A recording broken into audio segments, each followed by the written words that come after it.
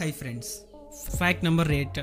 ನಿಮಗೆ ಗೊತ್ತಾ, Russian archaeological ಸೈಂಟಿಸ್ಟ್ಗಳಿಗೆ ಬೋಲ್ಶಾಯ್ island ನ ಈಸ್ಟರ್ನ್ ಸೈಬೇರಿಯಾದಲ್ಲಿ 3600 ವರ್ಷಗಳ ಒಂದು ಕರಡಿಯ ಅವಶೇಷಗಳು ಕಂಡು ಬಂದಿವೆ. ಇದು ಅಲ್ಲಿರುವ ಅತಿಯಾದ ತಾಪಮಾನಕ್ಕೆ ಐಸ್ ರೂಪದಲ್ಲಿ ಫ್ರೀಸ್ ಆಗಿ ಮಮಿಫೈಡ್ ಆಗಿದೆ. ಇದರ ಮೇಲಿರುವ ಕೂದಲು ಸಹ ನೋಡ್ಲಿಕ್ಕೆ ಈಗಲೂ ಸಹ ಕಂಡು ಬರ್ತಾ ಇದಾವಂತೆ. ಇದನ್ನ ಎಥೆರಿಕನ್ ಬ್ರೌನ್ ಬೇರ್ ಅಂತ ಕರೀತಾರೆ. ಏಕೆಂದ್ರೆ ಈ ಬೋಲ್ಶಾಯ್ ಐಲ್ಯಾಂಡ್ ಬಳಿ ಎಥೆರಿಕನ್ ರಿವರ್ ಹರಿಯೋದ್ರಿಂದ ಈ ಕರಡಿಗೆ ಈ ಹೆಸರನ್ನ ಇಡಲಾಗಿದೆ. ಇದನ್ನ ಪರೀಕ್ಷಿಸಿದ ನಂತರ ತಿಳಿದು ಬಂದ ವಿಷಯ ಏನಂದ್ರೆ, ಇದರ ಉದ್ದ 5 ಫೀಟ್ 9 ಇಂಚು ಇದ್ದು ಬರೋಬ್ಬರಿ 78 kg ಇದೆಯಂತೆ. Fact number 7. ಬೈಕ್ ನಲ್ಲಿ ಸ್ಪ್ರಿಂಗ್ ರೀತಿ ಇರೋ ಈ ಸಸ್ಪೆನ್ಷನ್ ನೀವು ನೋಡಿರ್ತೀರಾ. ಇವುಗಳನ್ನ ಶಾಕ್ ಅಬ್ಸರ್ವರ್ಸ್ ಅಂತ ಕೂಡ ಕರೀತಾರೆ. ಇದರ ಉಪಯೋಗವೇನೆಂದು ನಿಮಗೆ ಖಂಡಿತ ಗೊತ್ತಿರುತ್ತೆ. ಸಡನ್ಲಿ ಬರುವ ಜರ್ಕ್ಸ್ ಮತ್ತು ಶಾಕ್ಸ್ ನ ಕಂಟ್ರೋಲ್ ಮಾಡ್ಲಿಕ್ಕೆ ಅಥವಾ ಬ್ಯಾಲೆನ್ಸ್ ಮಾಡ್ಲಿಕ್ಕೆ ಇವುಗಳನ್ನ ಯೂಸ್ ಆಗುತ್ತೆ. ಒಂದು ವೇಳೆ ಈ ಸಸ್ಪೆನ್ಷನ್ಸ್ ಇಲ್ಲ ಅಂದ್ರೆ ನಾವು ಬೈಕ್ ಓಡಿಸ್ಲಿಕ್ಕೆ ಸಾಧ್ಯನೇ ಇಲ್ಲ.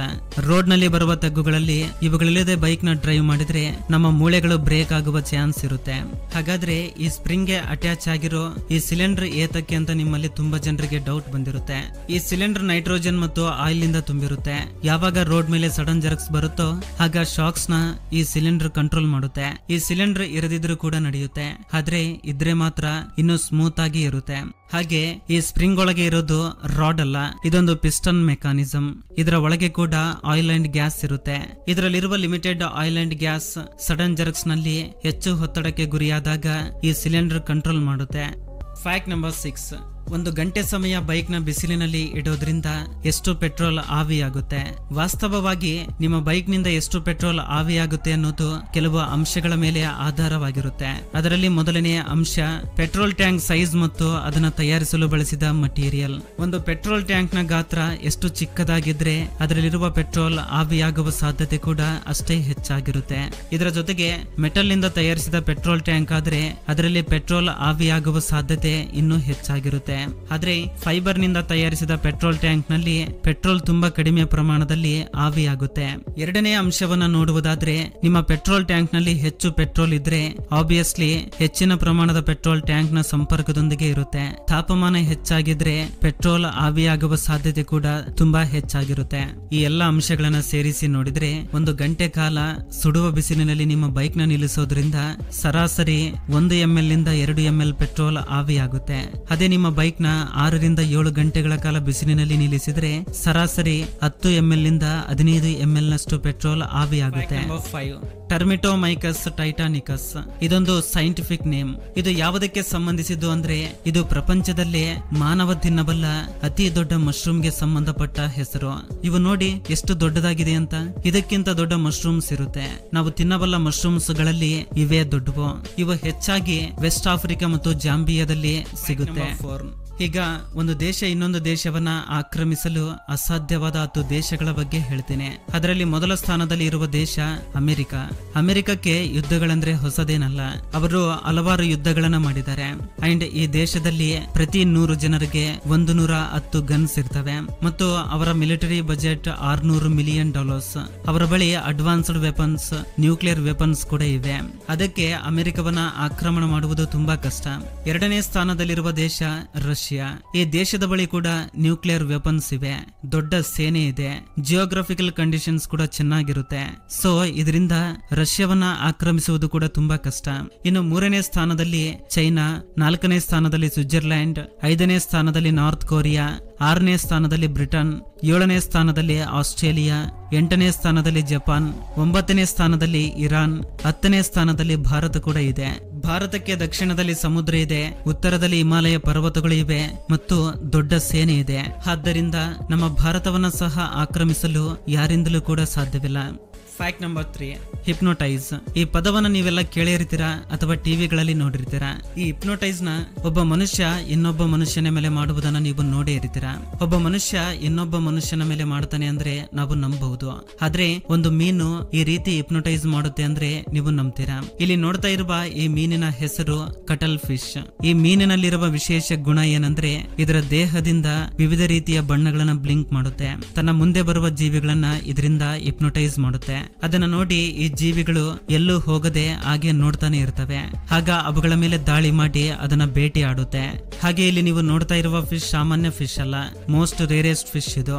ಇದನ್ನ ಪಿಂಕ್ ಮ್ಯಾಂಟಾ ಅಂತ ಕರೀತಾರೆ. ಒಬ್ಬ ಫೋಟೋಗ್ರಾಫರ್ ಇದನ್ನ ಫೋಟೋ ತೆಗೆದು ವಿಡಿಯೋವನ್ನ ತೆಗೆದು ಇದನ್ನ ಸೋಷಿಯಲ್ ಮೀಡಿಯಾದಲ್ಲಿ ಅಪ್ಲೋಡ್ ಮಾಡ್ತಾನೆ. ಅದು ಎಷ್ಟು ಅಪರೂಪದ ಫಿಶ್ ಅಂದ್ರೆ ಇದನ್ನ ಅಲ್ಲಿಯವರೆಗೂ ಯಾರೂ ನೋಡಿದ್ದಿಲ್ವಂತೆ. Fact number 2. ಫ್ರೆಂಡ್ಸ್, ನಿಮ್ಮನ್ನ ನಮ್ಮ ಭಾರತದ ರಾಷ್ಟ್ರೀಯ ಕ್ರೀಡೆ ಯಾವುದು ಅಂತ ಕೇಳಿದ್ರೆ ನೀವು ಏನಂತ ಉತ್ತರ ಕೊಡ್ತೀರಾ?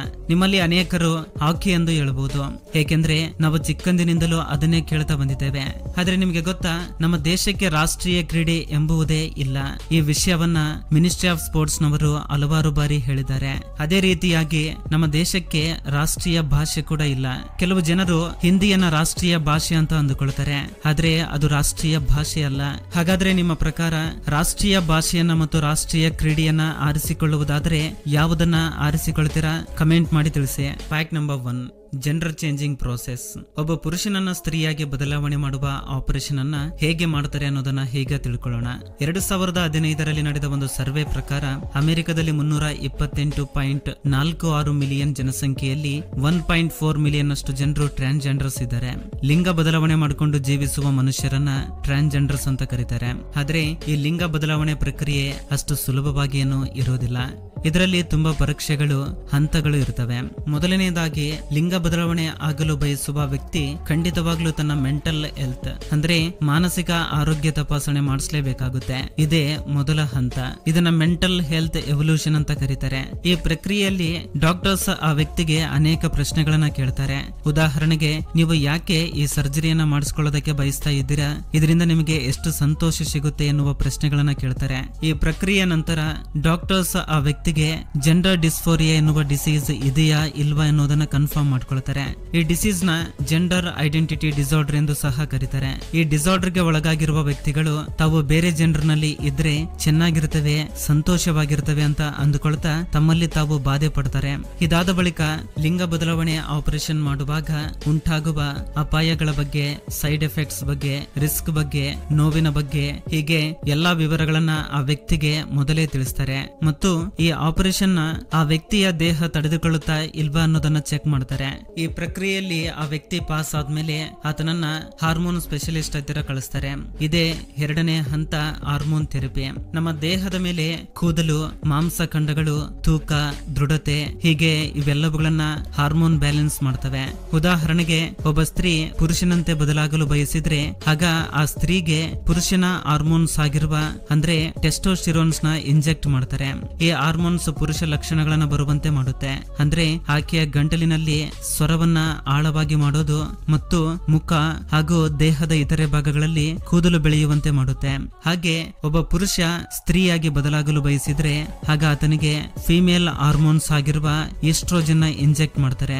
ಇದರಿಂದ ಪುರುಷನಿಗೆ ಸ್ತ್ರೀ ಲಕ್ಷಣಗಳು ಬರ್ತವೆ. ಅಂದ್ರೆ ಮಾಂಸಖಂಡಗಳ ಗಾತ್ರ ಮತ್ತು ಸಾಮರ್ಥ್ಯ ಕಡಿಮೆ ಆಗೋದು, ಎದೆಯ ಭಾಗ ಬೆಳೆಯುವುದು, ಟೆಸ್ಟೋಸ್ಟಿರೋನ್ಸ್ ಲೆವೆಲ್ ಕಡಿಮೆ ಆಗುವುದು ಮತ್ತು ಶಾರೀರಿಕವಾಗಿ ಅವರು ಬದಲಾವಣೆ ಆಗ್ತಾರೆ.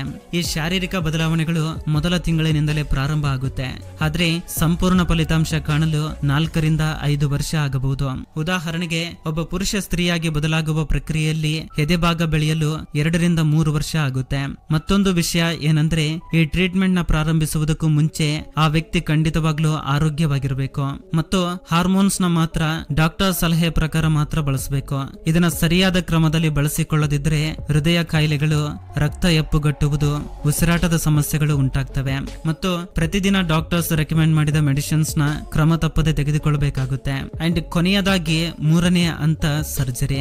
ಈ ಪ್ರಕ್ರಿಯೆಯಲ್ಲಿ ಅವಯವಗಳ ಬದಲಾವಣೆ, ಲಿಂಗ ಬದಲಾವಣೆ ಆಪರೇಷನ್ಸ್ ಮಾಡ್ತಾರೆ.